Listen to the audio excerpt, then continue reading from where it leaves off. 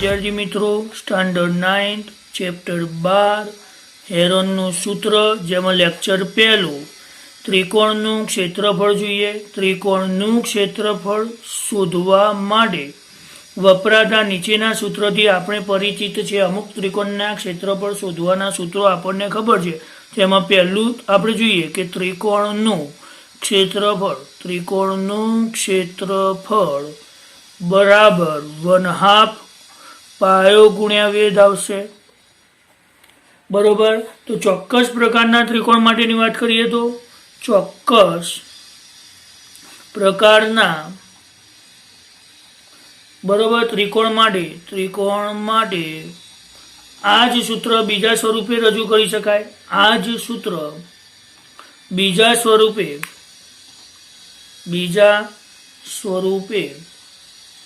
रजू थई शके छे।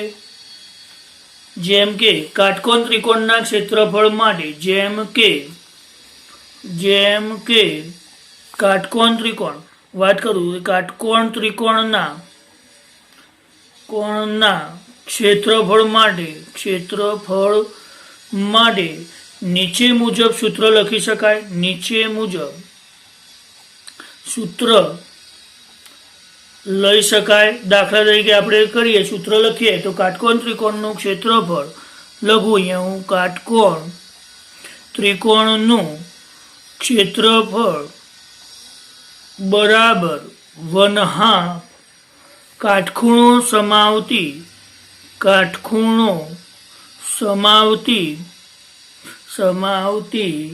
બે બાજુઓનો ગુણાકાર गुणाकार એટલે કે કાટકોણ ત્રિકોણનું ક્ષેત્રફળ બરાબર 1/2 ગુણ્યા કાટખૂણો સમાવતી બે બાજુઓનો ગુણાકાર થાય।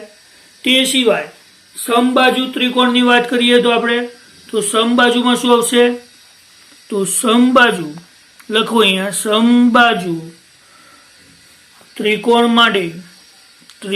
માટે પાયથાગોરસના પ્રમેયના ઉપયોગ દ્વારા પાયથાગોરસના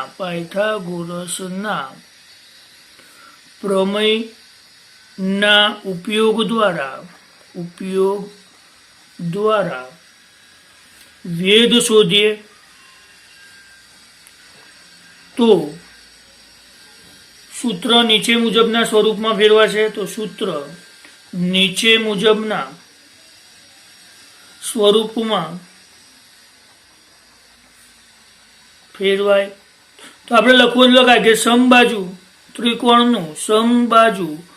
त्रिकोणનું क्षेत्रफळ बराबर शुं थशे तो √3/4 बाजूनो वर्ग बरोबर √3/4 गुण्या बाजूनो स्क्वेर थशे।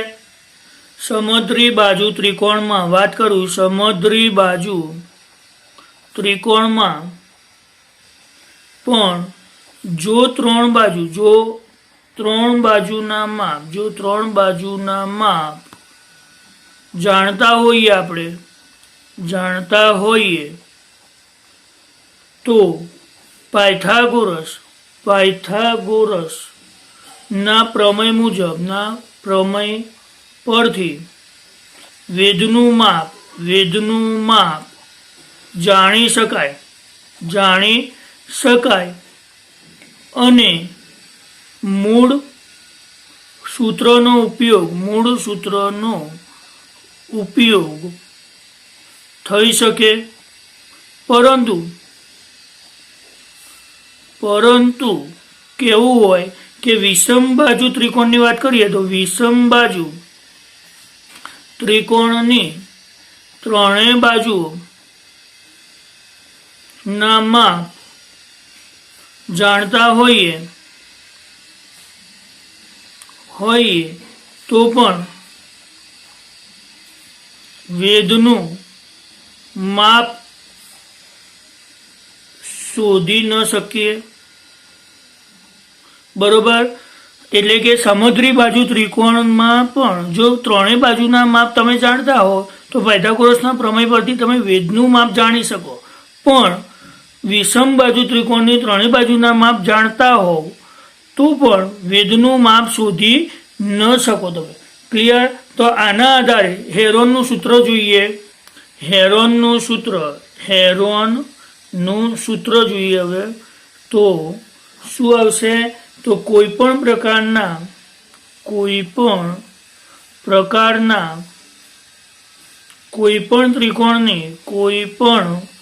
ત્રિકોણની ડાયરેક્ટ લખું, ત્રિકોણની બરાબર ત્રણેય બાજુઓના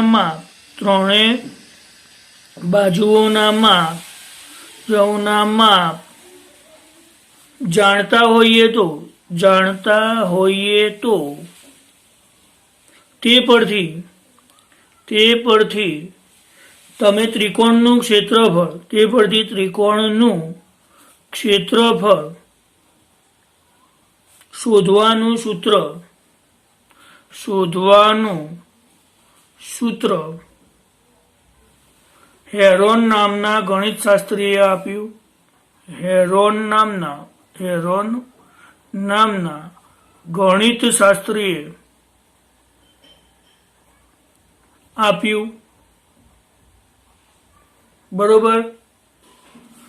તો હેરોનનું સૂત્ર નીચે મુજબ થશે. તો હેરોનનું સૂત્ર નીચે મુજબ છે. તો ત્રિકોણનું ક્ષેત્રફળ બરાબર શું થશે? Under root s minus a s minus b s minus c, જ્યાં a b અને c ત્રિકોણની ત્રણ બાજુઓના માપ દર્શાવે છે અને s બરાબર a plus b plus c by 2 એ ત્રિકોણની અર્ધ પરિમિતિ છે. શું આવશે? અર્ધ પરિમિતિ છે. બરોબર? તો આ s શોધવા માટેનું સૂત્ર કયું થઈ ગયું? s ઇઝ ઇક્વલ ટુ શું આવશે? s is equal to a plus b plus c by 2 એ ત્રિકોણની અર્ધ પરિમિતિ કહેવાય. બરોબર? અને s ની કિંમત આમાં મૂકી દો તો આને હેરોનનું સૂત્ર કહી શકો તમે. ત્રિકોણનું જે ક્ષેત્રફળ છે તેમાં આને તમે હેરોનનું સૂત્ર કહી શકો. બરોબર? s શોધવાનો છે, a વત્તા b વત્તા c અપોન 2 કરીને s શોધી શકશો તમે. ત્યારબાદ ક્ષેત્રફળના એકમની વાત કરું તો ક્ષેત્રફળના એકમની વાત કરીએ તો કોઈ સમતલ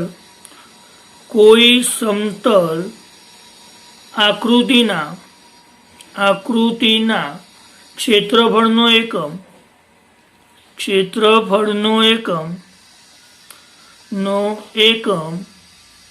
ચોરસ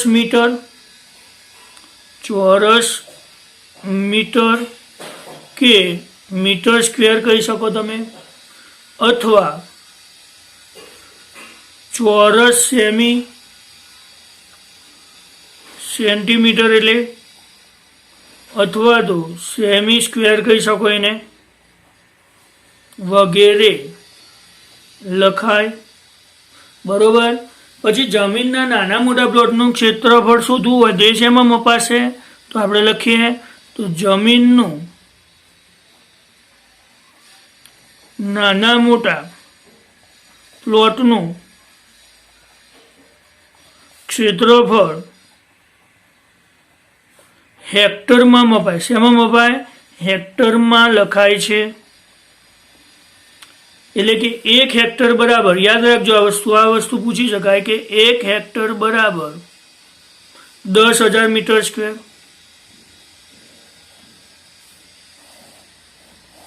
બરોબર? તો 1 હેક્ટર બરાબર કેટલા થશે? 10,000 મીટર સ્ક્વેર થશે. ક્વેશ્ચન 1 12.1 સ્વાધ્યાયમાં ક્વેશ્ચન 1 જોઈએ આપણે કે જેની બાજુની લંબાઈ જેની બાજુની લંબાઈ એ હોય તેવા સમબાજુ ત્રિકોણ આકારના ટ્રાફિક સિગ્નલ ના પાટિયામાં સ્કૂલ અહેડ એમ લખેલ છે, તો આ પાટિયાનું ક્ષેત્રફળ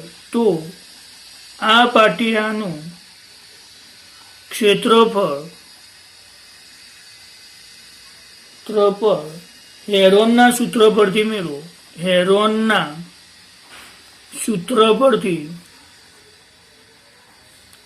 મેળવો જો તેની પરિમિતિ 180 સેમી હોય તો તેનું ક્ષેત્રફળ કેટલું થાય?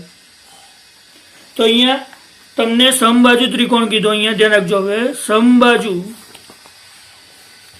સમબાજુ ત્રિકોણ એબીસી માં દરેક બાજુની લંબાઈ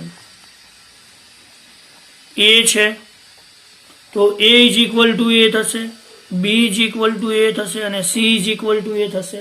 તો s બરાબર શું થશે? a + b + c છેદમાં 2, એટલે કે a + a છેદમાં 2, એટલે કે 3a/2 થશે. બરોબર. તો અહીંયા s - a શોધીએ પહેલા આપણે, તો શું થશે? 3a/2 - a = 1/2a થશે. 3 અહીંયા 2 લસા લઈ લઈએ એના આધારે, તો s - b બરાબર પણ a જ = 1/2a. s - c બરાબર પણ a જ 1/2a આવશે. બધામાં 1/2a આવ્યા. તો શું થશે હવે? તો અહીંયા ત્રિકોણનું ક્ષેત્રફળ શોધીએ, તો ત્રિકોણનું ક્ષેત્રફળ બરાબર √s s - a s - b અને s - c હેરોનના સૂત્ર મુજબ. તો s તમને ખબર છે કે 3a/2 ઇન્ટુ s - a આપણે શોધ્યા a/2 અને a/2 થશે ત્રણેયના. તો અહીંયા 2 નો વર્ગ થઈ જાય, અહીંયા 2 નો વર્ગ થઈ જાય, તો એ તો 12 આવી જશે. તો 12 કેટલા આવી જશે? 4 આવી જશે. અથવા તો 3a/4 એટલે 16 થશે. વર્ગમૂળ કાઢીએ તો 3 નું વર્ગમૂળ તો નીકળવાનું નહીં, તો √3m9 એ 4 નું વર્ગમૂળ a² છેદમાં 16 નું વર્ગમૂળ 4 આવશે. તો આ ત્રિકોણનું શું થઈ જશે? ક્ષેત્રફળ થશે. બરોબર. ત્યારબાદ હવે તમને અહીંયા પરિમિતિ આપેલી છે. આમાં શું આપેલું હોય? પરિમિતિ આપેલ છે. હવે સમબાજુ ત્રિકોણ એબીસી ની પરિમિતિ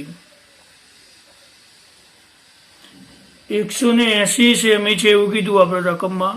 તો એની આગળ દરેક લંબાઈ કેટલી થશે? તો દરેક બાજુની લંબાઈ કેટલી થશે? તો દરેક બાજુની લંબાઈ બરાબર 180/3 બરાબર 60 સેમી થશે.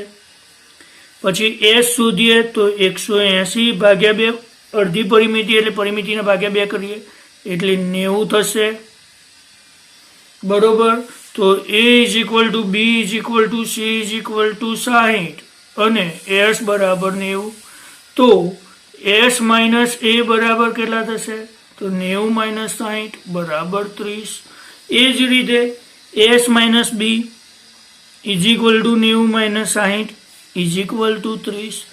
s - c બરાબર 90 - 60 = 30. બરોબર. તો અહીંયા ત્રણેયનું કેવું આવશે? બરોબર. તો ત્રિકોણનું ક્ષેત્રફળ શોધીએ તો ત્રિકોણનું ક્ષેત્રફળ બરાબર √ s minus a s minus b s minus c. s આપણે શું છે? 90, 30, 30.